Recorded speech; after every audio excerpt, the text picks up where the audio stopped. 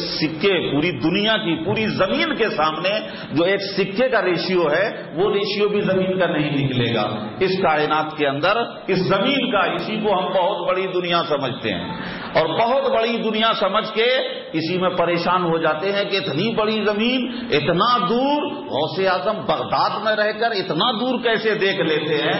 یہ سمجھ کا کھوٹ ہے یار۔ جو اولیاء کرام اس دنیا میں رہ کر لوح محفوظ پہ دیکھتے ہیں اس کے لیے اس زمین کے اندر پر دیکھنا کون سی بات ہے؟ اس زمین پہ رہ کے زمین پہ دیکھنا یہ تو گھر آنگن کی بات ہے، یہ آس پاس کی بات ہے۔ خیر بہرحال میں اس طرف جانا نہیں چاہتا، توجہ دلا دینا چاہتا ہوں۔ یہ جو لوگ اسی میں جس کی پہنچ جتنی ہے اسی میں گم ہو جاتا ہے۔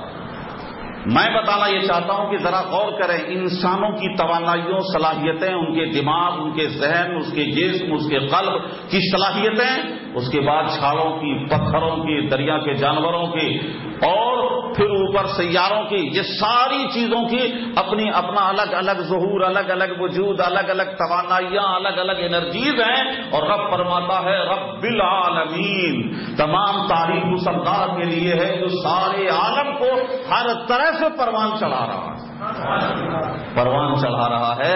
اب رب العالمین جب بولیں گے آپ یہ سب سوچتے ہوئے، تب رب العالمین بولنے میں مزہ آئے گا۔ رب العالمین ہے، بات دور چلی جائے گی۔ میں آپ کو سمیٹ کے یہاں لے آ رہا ہوں جہاں مجھے جس موضوع پہ گفتگو کرنی ہے کہ یہ اللہ رب العالمین نے ہمیں پیدا کیا،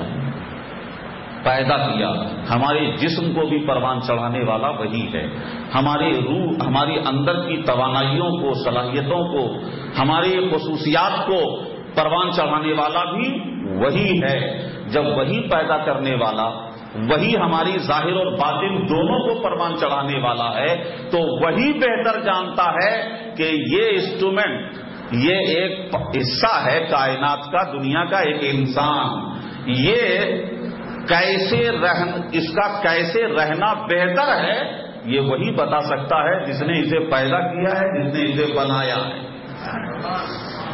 وہی بتا سکتا ہے کہ اس کے لیے بہتر کیا ہے، اس کے لیے اچھا کیا ہے، اس کے لیے کیسے رہنا، کیسے جینا، کیسے سونا، کیسے جاگنا، دنیا میں کیسے زندگی گزارنا اس کے لیے بہتر ہے، یہ کون بتا سکتا ہے؟ دوسرے تو دور کی بات ہے، ہم اپنے آپ کے بارے میں ہم بھی نہیں بتا سکتے،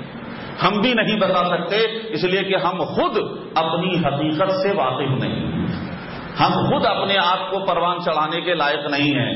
میں کہتا ہوں اللہ نے آپ کو جسم دے دیا، آپ سمجھتے ہیں کہ ہم کچھ گھر کے دانے کھانے کھاتے ہیں، اس سے ہمارا جسم پروان چڑھ جاتا ہے، یا مارکیٹ سے بورن ویٹا اور دوسری بہت سارے وٹامنس کے آتے ہیں، اس کے کھانے سے ہمارا جسم پروان چڑھتا ہے؟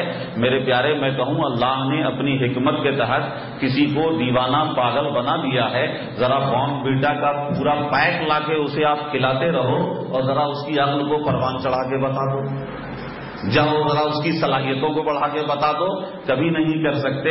یہ سب اسباب و ذرائع ہیں، یہ وسائل ہیں جسے بندہ استعمال کر سکتا ہے۔ توانائیوں کو پیدا کرنے والا بھی رب ہے اور ان توانائیوں کو بڑھانے والا بھی رب ہے، وہی ہے، وہی جانتا ہے کہ ہماری حقیقت کیا ہے، ہماری صلاحیت کیا ہے، ہماری ضرورت کیا ہے اور ہمارا فائدہ کس چیز میں ہے۔ محترم حاضرین اکرام، برادران ملت اسلامیہ، عزیزان گرامی، یہ ہمارے ایمان کی بنیاد ہے۔ مانتے سب ہیں، بتایا جائے تو مومن مسلمان جو ہیں مانتے سب ہیں، لیکن فرق اتنا ہے کہ ماننے سے پہلے، سننے سے پہلے سمجھتے نہیں ہیں، یا دل و دماغ پہ دھول گرد جمی ہوئی ہے، اس لیے اس پہ توجہ نہیں دیتے ہیں کہ ہم اللہ کی پیدا کی ہوئی مخلوق ہیں، اللہ نے ہمیں پیدا کیا ہے۔ اب ہماری سعادت یہ ہے، سب سے پہلی سعادت یہ ہے کہ حقیقت کو تسلیم کر لیں، ریالٹی کو ایکسپٹ کریں، اور حقیقت یہ ہے کہ ہم پیدا ہوئے ہیں اور پیدا کرنے والا رب ہے، اسے مان لیں، یہ سب سے پہلی حقیقت ہے۔ اسی کا نام عقیدہ توحید ہے۔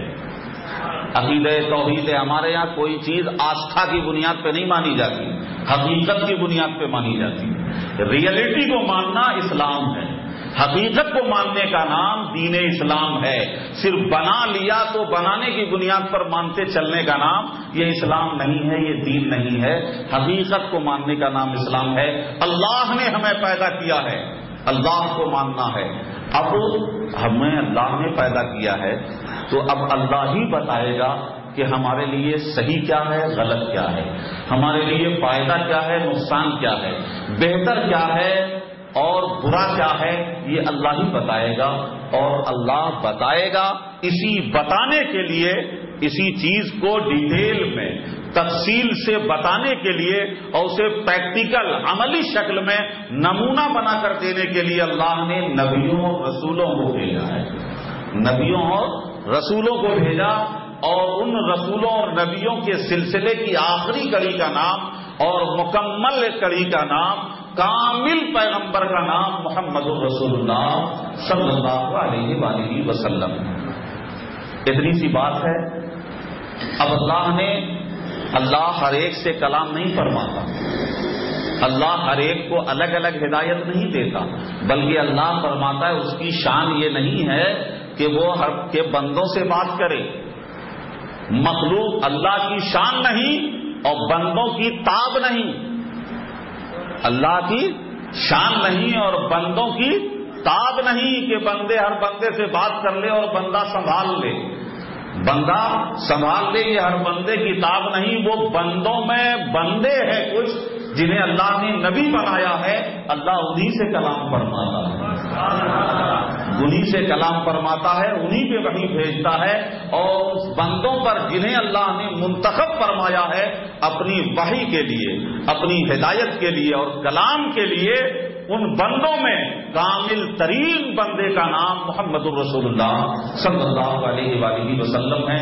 تو اللہ تبارک و تعالی نے جو ہمارا خالق ہے, اس نے ہمارے دنیا میں ہمیں پیدا کیا, تو پیدا کرنے کے بعد ہمارے اچھے برے کو بتانے کے لیے, ہماری کامیابی اور ناکامی کو کلیئریفائی کرنے کے لیے, واضح کرنے کے لیے اللہ نے نبیوں, رسولوں اور ان کے ساتھ کتاب ہدایت کو بھیجا ہے. میرے پیارے, اسی کو ماننے کا نام ایمان ہے, اور اسی کو جاننے کا نام عمل ہے, علم ہے.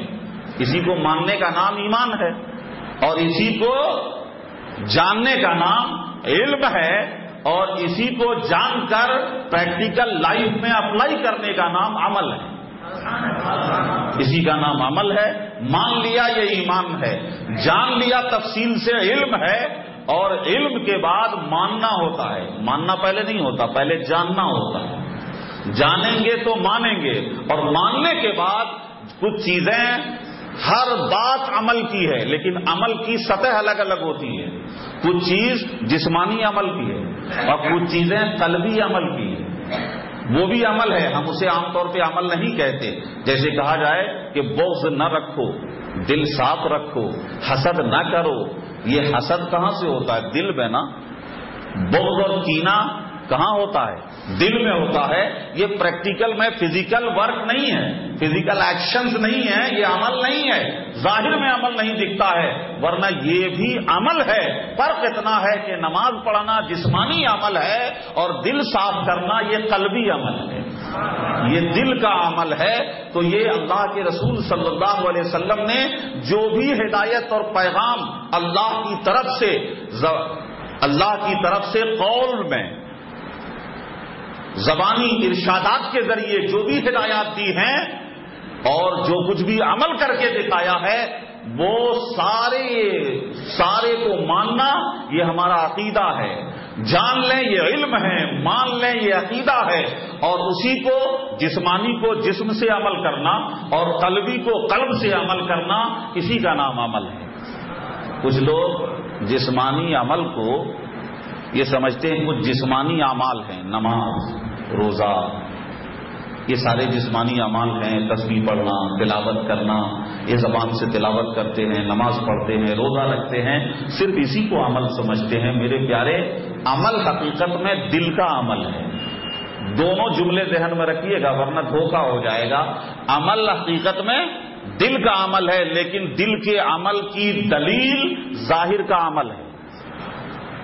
دل کے عمل کی دلیل ظاہر کا عمل ہے. جیسے ایک بندہ ایک جسم ہے، اگر جسم نہ ہو تو انسان ہوگا؟